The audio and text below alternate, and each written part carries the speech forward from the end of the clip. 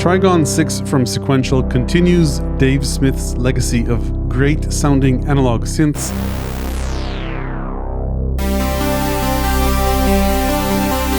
Wrapped in an easy to use knob per function interface. The form factor and controls are very similar to the Prophet 6 and OB6, except that here each of the 6 voices has 3 analog VCOs fed into an analog low-pass filter with controls that are very reminiscent of the memory Moog.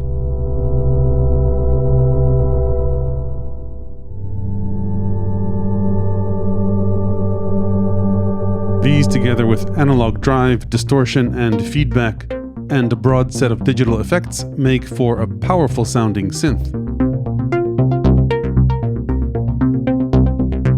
In this video, I'll explore its sounds, pros and cons, and take a look at a few interesting patch ideas to make the most of it. I'll also play you quite a bit of its patches in the outro.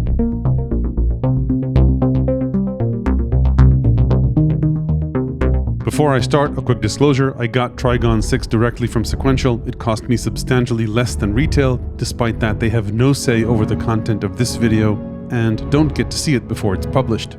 This channel is funded mainly by viewers who get exclusive content and book updates on Patreon, including quite a few multi-sampled sounds from this synth, YouTube Premium and ads, and price check affiliate links in the description, which help the channel regardless of the product you choose to buy.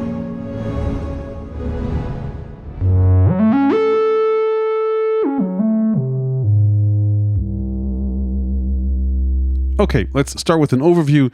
Trigon 6 is a 6-voice synth where each voice has 3 analog VCOs that get fed into an analog low-pass filter, with per voice 2 envelopes and a polymod section, so basically you get 6 copies of these 2 sections along with a polymod section in each voice. Then on top of that, on the modulation side, it has a single global LFO, plenty of AftTch controls with channel or monophonic AftTch, mod and pitch bend wheels.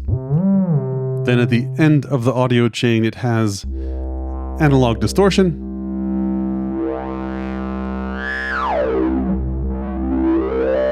stereo panning control for the voices, and 2 slots of digital effects with a few effect options per slot. And it also has a vintage knob that loosens up quite a few values. We'll take a look at this later. It has a 4-octave keyboard, which supports velocity, in addition to monophonic AftTch. AftTch travel, by the way, is relatively short, but if parameters are set right, it gives you good additional control. Trigon 6 also has an arpeggiator and a simple 64-step polyphonic sequencer. It can store up to 1,000 presets, half factory, 500 to 999, and half user patches starting with 0. The build seems excellent with an all-metal panel and enclosure except for the wood sides and front bar. The panel buttons all feel very solid. There are 3 types of knobs, endless encoders, which are very light to the touch, and then bipolar controls, which also move quite nicely with a detent in the middle. And then most of the rest of the knobs are unipolar pots that require firm force to turn, though not impossible, of course. In terms of connectivity, you've got 1/4-inch headphone outputs and 2 unbalanced 1/4-inch outputs. I didn't experience any noise though, so this is properly grounded. You've got MIDI in, out, and through, and then a few pedal inputs, 2 switch inputs for sustain and sequencer transport, and 2 expression inputs to control level and the filter cutoff. Finally, on the connectivity side, there's a USB Type-B device port that sends MIDI back and forth and can be used to transfer presets. Trigon 6 doesn't come with any software, but there's an optional third-party editor which automatically synchronizes with the synth. It has a librarian and an interesting morph feature, which I'll show you later. Continuing with the overview, Trigon 6 is pretty much a knob per function synth. There's no shift and every knob does what the label says. The only exception is there are a few user settings which you access by pressing the globals button. So say, for example, if I wanted to turn local control on or off, once you choose one of the global rows, you can edit the value and toggle between the 2 rows like this. As you swap presets, the button LEDs and encoder values will change immediately. You can't obviously tell what the knob position is in the patch, but as you turn a knob, you'll see a little LED light up on the screen, which shows you when you've hit the preset value. There are a few catch-up modes for the pots, so you can edit parameters without any quick jumps in values. There's a panel mode. If you hit preset, you'll get the exact sound as per whatever the knobs are set to. And if you hit preset and right, you get an init preset. For those of you who care about such things, Trigon 6's voices are based on custom discrete analog oscillator and ladder filter circuits, each of the 6 voices sitting on cards inside the enclosure. As of the making of this video, Sequential haven't announced a desktop version or module version of Trigon 6, but if you've ever opened up an OB6 or Prophet 6, the design is pretty similar, so hopefully a less expensive module option will be available at some point. Let's dive in a little bit deeper and start with the oscillator section. This includes both shape and frequency controls for all 3 oscillators and a mixer, which you might see as a separate module on other synths. You've got toggle buttons for the 3 shapes for oscillators 1 and 2, and you can mix and match them by toggling these buttons on or off. There's no continuous mix control for the different shapes, and oscillator 3 has a 4th shape. You tell me if you can hear a difference between saw and reverse saw. This does, of course, matter a lot more when you use oscillator 3 as an LFO.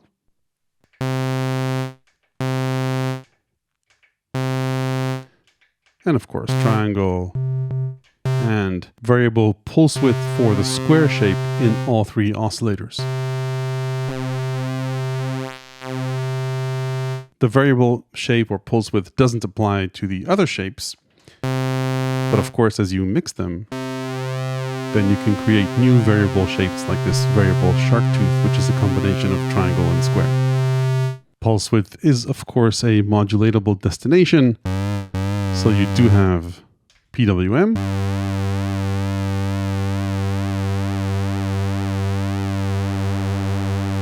It does go through 0, by the way, if you want.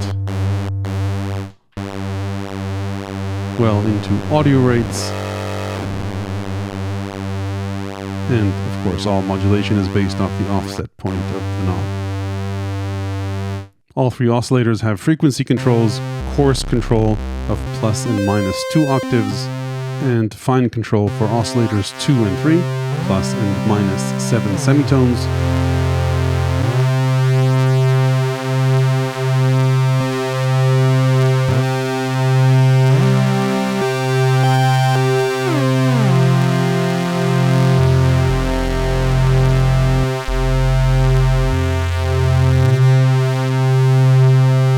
And like I mentioned, you can use oscillator 3 as an LFO if you put it in low mode with or without keyboard tracking, where it becomes a mod source in the Polymod section, both of course in LFO mode and at audio rates.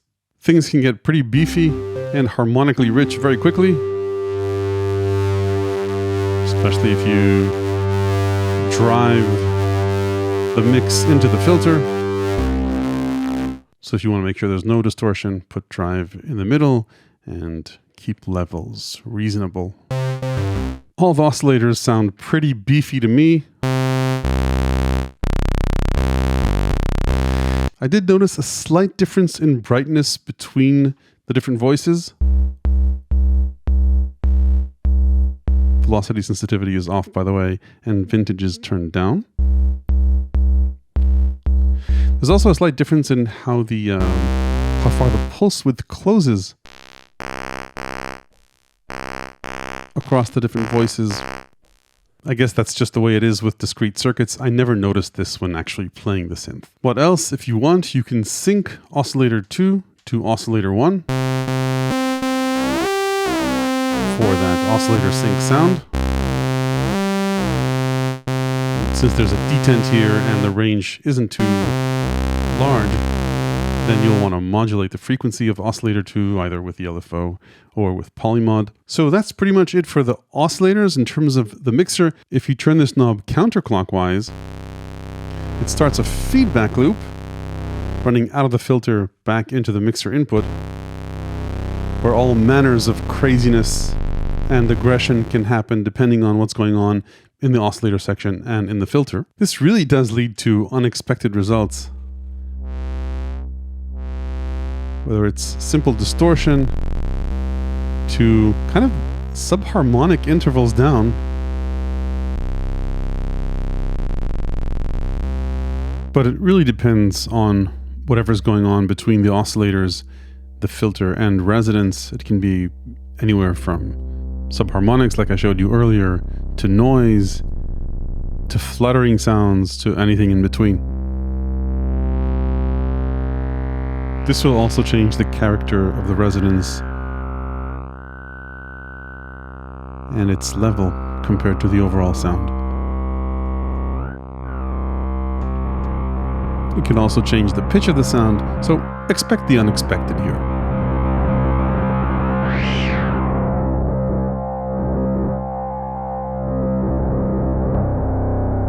Let's keep exploring the mixer. It has level control for a built-in noise generator. No tone controls on this, though you can, of course, filter it. I already mentioned, not really related to the mixer, the keyboard function. We'll disconnect oscillator 3 from the keyboard. So you can either have it drone at audio rates or be a steady LFO at lower rates. Let's move on down the signal chain and talk about the filter. It's a low-pass filter, by default in a steep slope 4-pole mode with an optional 2-pole mode with a shallower slope. Both, by the way, with resonance that will self-oscillate, unlike the Rev 2, which doesn't self-oscillate in 2-pole mode. Resonance is nicely crunchy, but doesn't overdo it.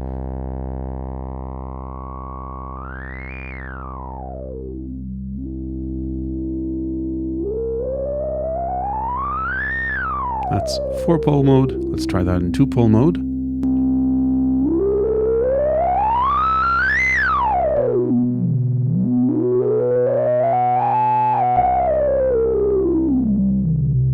Like I mentioned, resonance will self-oscillate, giving you a nice sine tone. When you control the filter using the cutoff knob, frequencies are intentionally quantized to the nearest semitone. I think it would be nice if there was an option to disable this quantization. Modulating the filter cutoff with the envelope or LFO is completely smooth.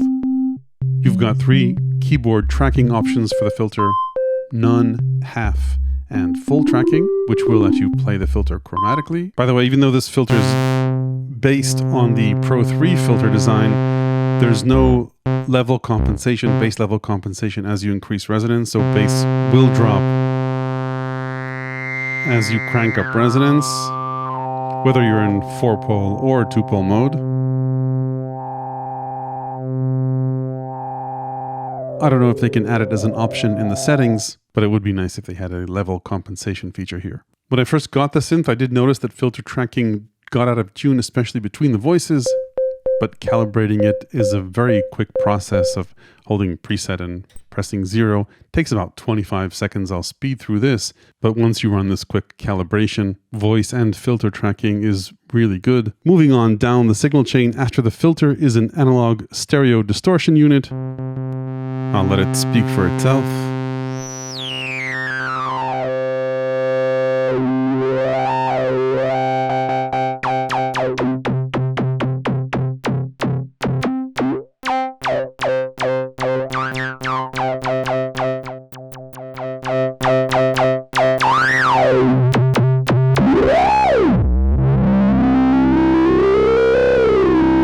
Final thing about the distortion circuit, I noticed that as you increase distortion, it reduces a bit of the highs.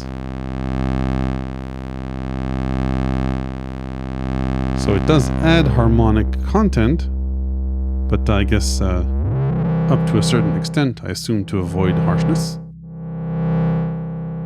Overall, a great inclusion in this synth. We'll get to vintage in a bit. The pan spread knob increasingly pans every other voice in the stereo field.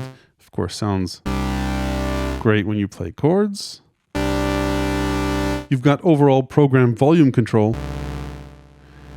in case things get too harsh going into the effects or overall, or you want to balance certain programs compared to others. At the end of the signal chain are the digital effects. You've got 2 slots with true bypass. There are 9 effect options for slot A, and then a few additional reverbs for slot B. Effects are a bucket brigade delay emulation,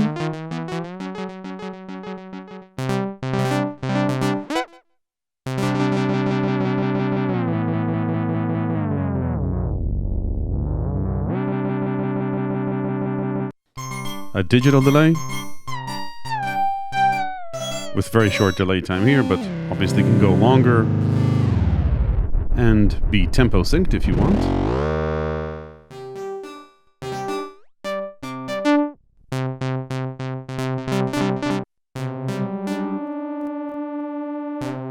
A nice chorus.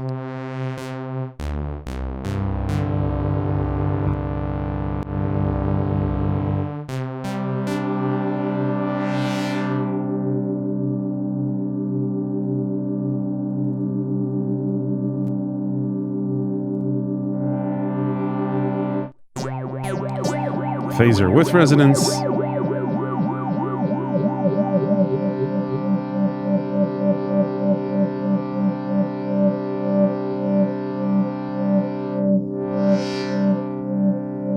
Low resonance phaser. A phaser emulating a design by Oberheim. Ring mod. And a high resonance flanger.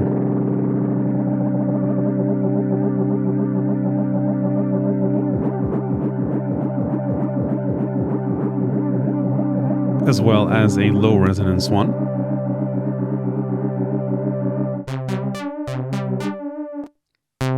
And then if we head out to effects slot 2, we can check out the reverbs.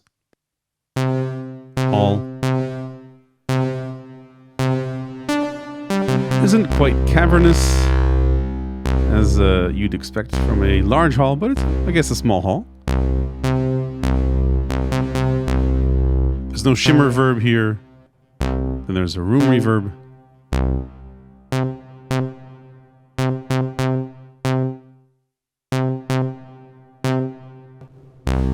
Plate.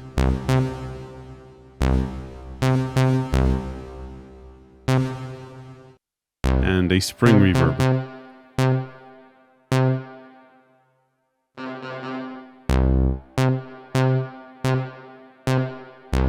Okay, so that's the audio signal chain. Let's talk about modulation. There are 4 modulation sources on Trigon 6, the amp or VCA envelope, the filter envelope, a global LFO, and then there's the Polymod section, which lets you hook up either a voice's oscillator or its filter envelope to one of a few destinations. Let's start with a simple amp envelope, an ADSR envelope, attack, decay, to sustain level, and release.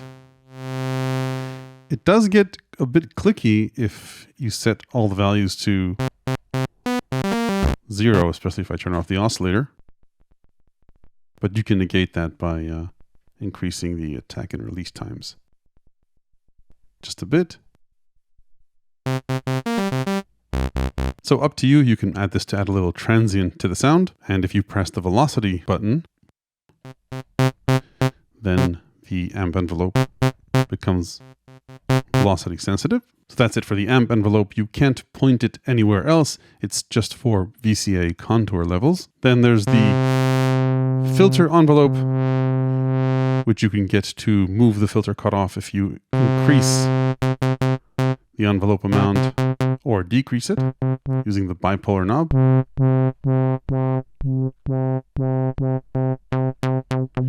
And it can be as snappy as you want it to be.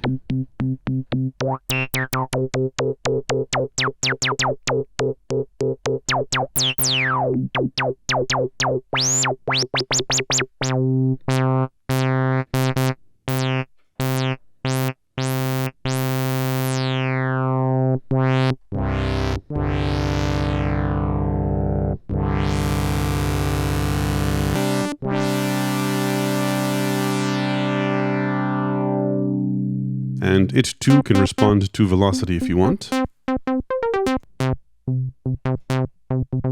Unlike the amp envelope, the filter envelope can be connected to multiple other destinations using the Polymod section, which is a nice segue to the Polymod. Polymod stands for polyphonic modulation, meaning modulation that affects each voice separately, as opposed to the LFO, pitch bend, or mod wheel, which impact all the voices at the same time equally. This section lets you point one or both these sources to any one of these destinations. Both mod depths are bipolar, so say for example, if you wanted to point the filter envelope to the frequency of oscillator 1, we get that pitch envelope. I'll maybe disable any cutoff modulation so you'll hear it. Without pitch modulation and width. And this is bipolar.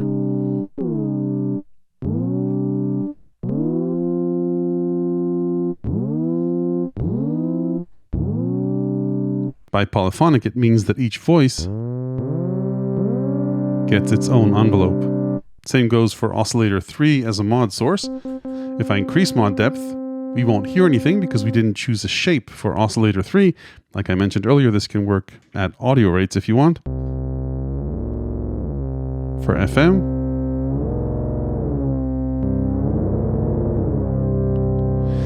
or at lower rates, say for vibrato,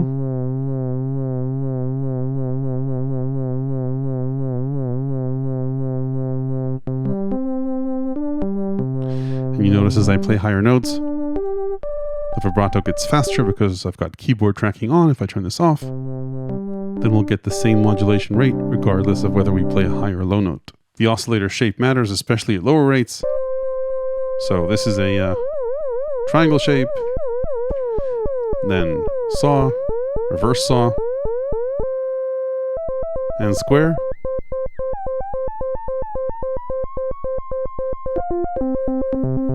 And since this is polyphonic, each note has basically a different LFO controlling it, whether synced to the keyboard or not. Don't forget to turn down the level of oscillator 3 in the mixer to avoid clicking. A few notes about this: you can't sync the phase of oscillator 3 to a key press, so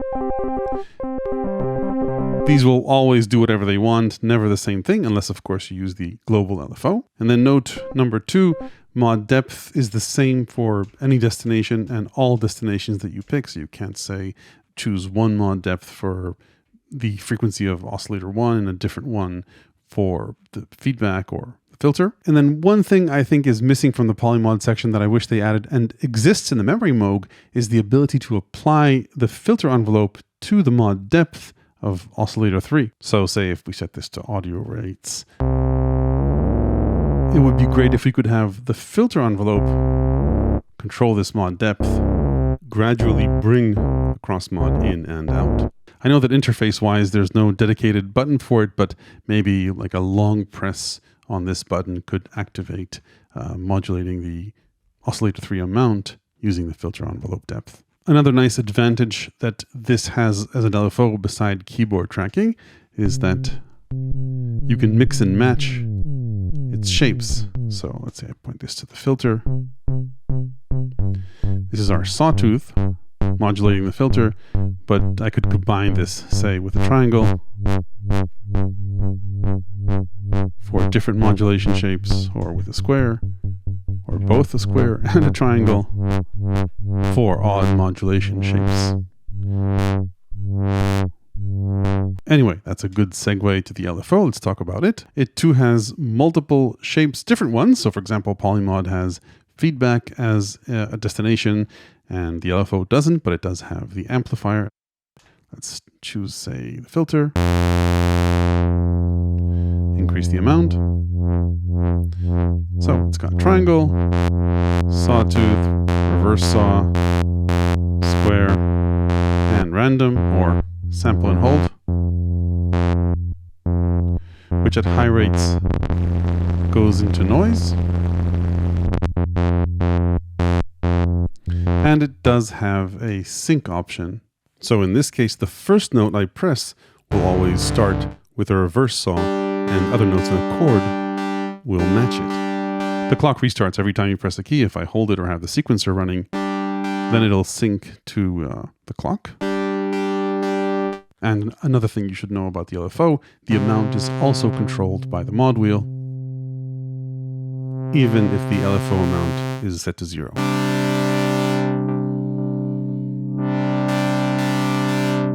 While we're here, we may as well talk about Aftertouch.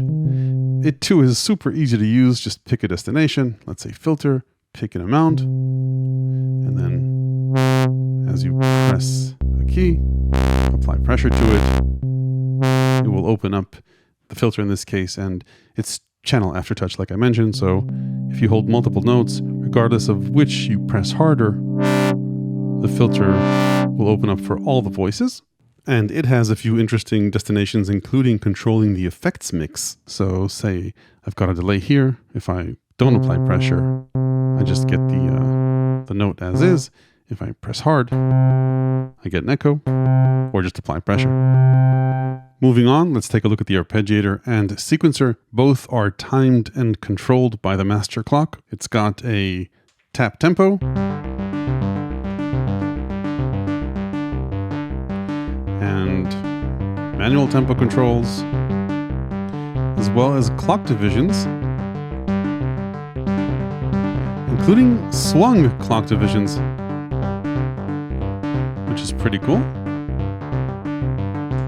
As far as the arpeggiator goes, everything is almost knob per function. The controls are pretty straightforward, and they're here, but the hold button is over here. You've got octave controls, and then the usual suspect order modes, Stranger Things mode, random, and assign, which is order. And you've got 2 trigger modes, either with clock sync, with beat sync, or without. Now it's on.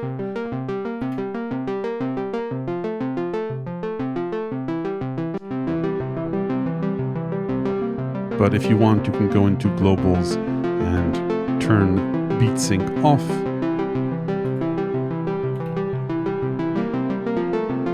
In which case the clock will re-trigger every time you press a note. Another feature of the arpeggiator, as long as you hold the notes, you can add additional notes to the pattern. You can't remove notes, which would have been nice. And if you want to restart the pattern, just hit a different note.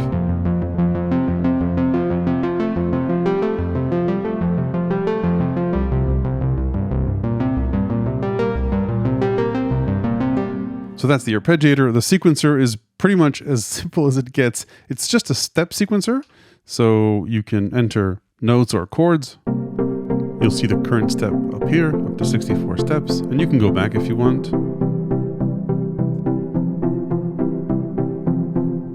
And play them back.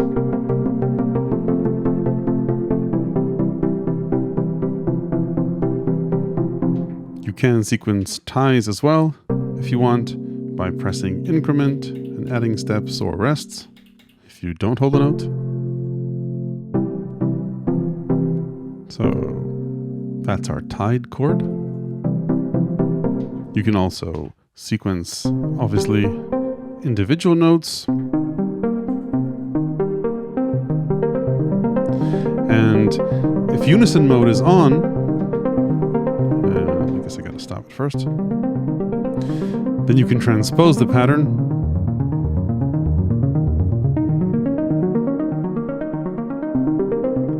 And if Unison is off, then you can either play on top of the pattern or transpose it by holding record.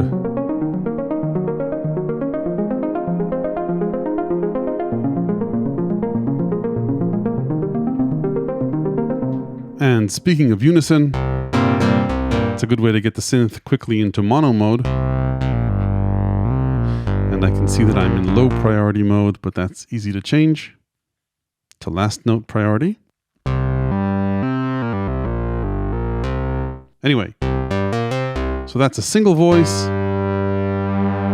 which I can detune if I want, but that's not just for a bit. And if I want to stack more than one voice, you hold the Unison button and start adding voices.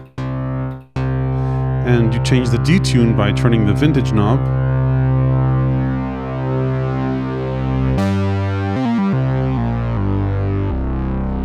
And of course, I can increase the detune of the individual oscillators to get an even more dramatic detune effect,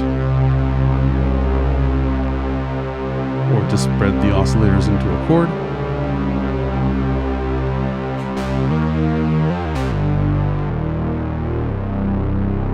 And speaking of chords, you can also use the Unison button as a chord mode. So if I hold a chord and press Unison, then I'll now get that chord as three voices playing together. I could still detune the oscillators within that chord.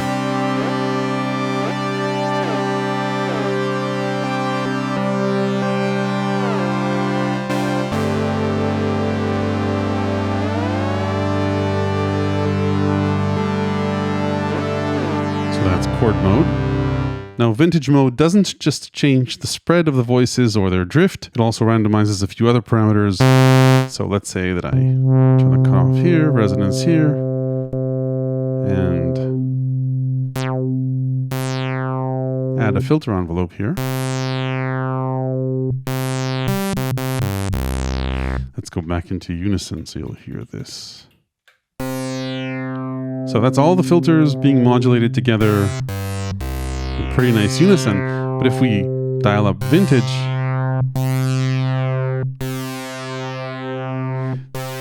then you'll hear the increasing variance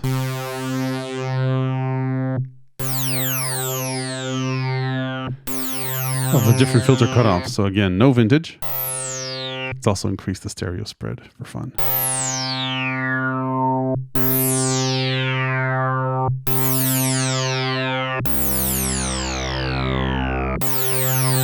Really nice variants of the different filter resonances making their way in vintage mode down the frequency spectrum. While we're here, might as well give some love to the pitch wheel range button. So in this patch it's set to 7 semitones, but we could easily set it to an octave or any other range. It's really nice how all these settings are easily accessible.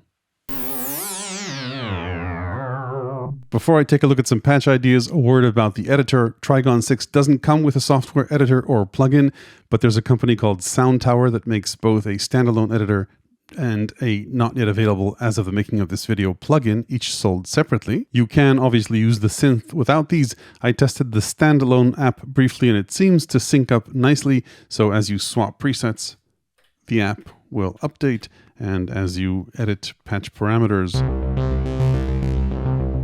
they'll change on the app itself, and vice versa. So you can even edit the envelopes here if you want, or like this, of course. The app also lets you see and change preset names, something you can't do on the synth itself. You've got access to all the factory banks. You can move patches back and forth. There are a bunch of things this can do. I won't get into all of these, like editing the sequences and copying parts of patches, but I think one of the more interesting features here are the morpher and genetics options. Now, this function works best over USB and not 5-pin DIN MIDI, but the idea is that you pick one patch and then another patch and morph between them.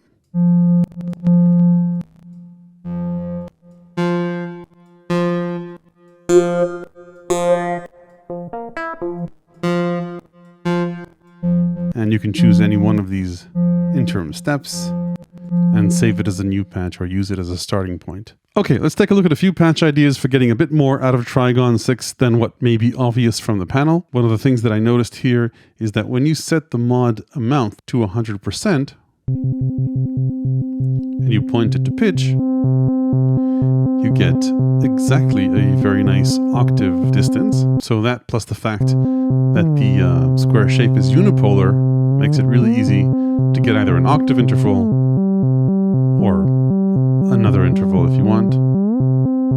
Almost the same applies when using this mod depth for oscillator 3. So if we turn this off for a second and turn this on and go into low, it's almost 2 octaves. So if you're not too sensitive to tuning, you can use that or just manually tune it to an octave. Good enough. And you can combine the two if you want. Combine both sources. There's no way to get the two in sync, but it is a fun way to get interesting rhythmic patterns. And if you play more than one note, then total chaos will ensue because the LFO is global and the polymod is polyphonic. So nice chaos to be had there. And as luck would have it, the filter envelope mod depth is also a nice octave range, as long as you've got sustain all the way up. So you could use this, say, to have, in the case of a release set to pretty short, have a release that goes down an octave, maybe make it a bit slower.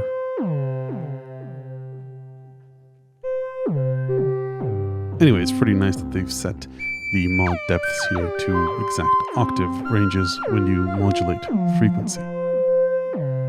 Next up, another neat trick. As you know, an LFO can introduce vibrato if pointed to pitch, or tremolo if pointed to the amp level. Anyway, if you want vibrato to gradually come in, you can of course use the mod wheel for this. But it's really nice that the LFO mod depth is a destination for Aftertouch. So you can enable vibrato with Aftertouch.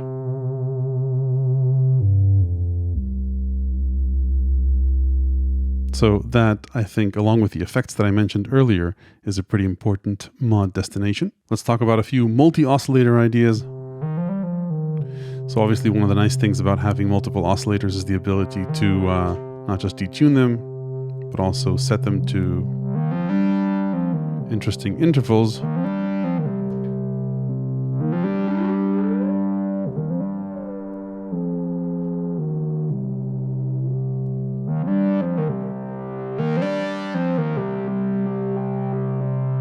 But as you spread them further apart, it's pretty easy to create organ-like sounds, maybe even more so with triangle waveforms, kind of like additive synthesis, almost like a drawbar organ. Now taken to an even further extreme, if you set the fine-tune pitch to not perfect intervals, you can get kind of like a inharmonic bell or drum-like sounds without applying any FM, by the way. Obviously we can enhance this with FM, but it's not necessary if you just set the pitches to different inharmonic frequencies. And for even more additive craziness, why not add resonance? Not necessarily self-oscillating, but just picking off harmonics here and there. Maybe tracking the keyboard half. So if you work it enough, this synth just might have some cowbell in it. And then for more multi-oscillator ideas, don't forget about oscillator sync. Let's maybe modulate it a bit.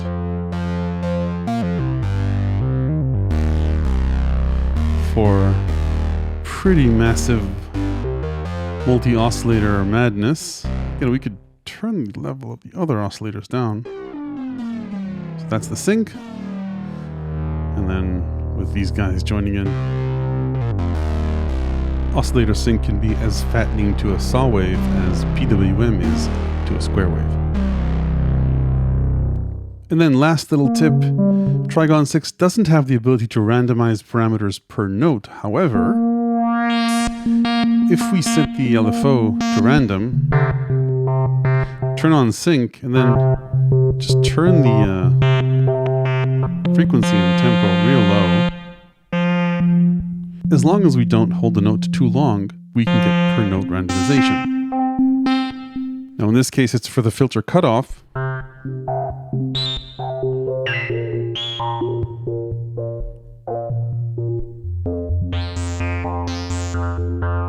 But we could apply it to anything we wanted, for example, to frequency to get per note pitch randomization.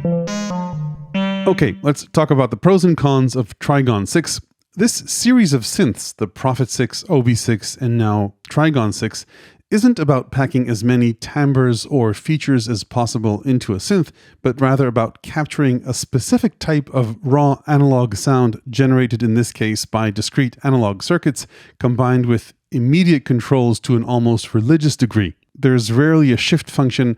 Things do what they say on the panel to an extent that makes it inviting and painless to explore routings that are often hidden in menus in other synths. I went through multiple examples throughout this video, but take for example Aftertouch or the LFO. Each destination literally gets its own button, something you don't see on other synths. So price aside, and obviously that is a barrier as well, this style of menuless patching is both a pro and a con. Yes, it's inviting, fun, and immediate, but unlike synths with menu-style mod matrix, the number of sources and destinations is fairly limited. If strict knob per function isn't that important to you and you want, say, more LFOs, filter types, multi-timbrality, more mod sources and destinations, there are other synths that will do that for you and still have quality analog sound. You can check out, for example, the less expensive Rev 2, also by Sequential, or the 6-voice Polybrute from Arturia. And then there are other 3-oscillator polysynths with a broader timbral range at various price points, like the all-digital Hydrasynth, the hybrid Third Wave, Waldorf's Iridium, and if you're willing to go all-digital, obviously many others, both less and more expensive. This synth is an exploration of the raw power of packing 3 analog oscillators, which is quite a bit even for a monosynth, not to mention a polyphonic synth, through a filter inspired by Moog's ladder design with an aggressive 2-pole twist, all wrapped in a chaos of feedback, distortion, and audio rate cross mods.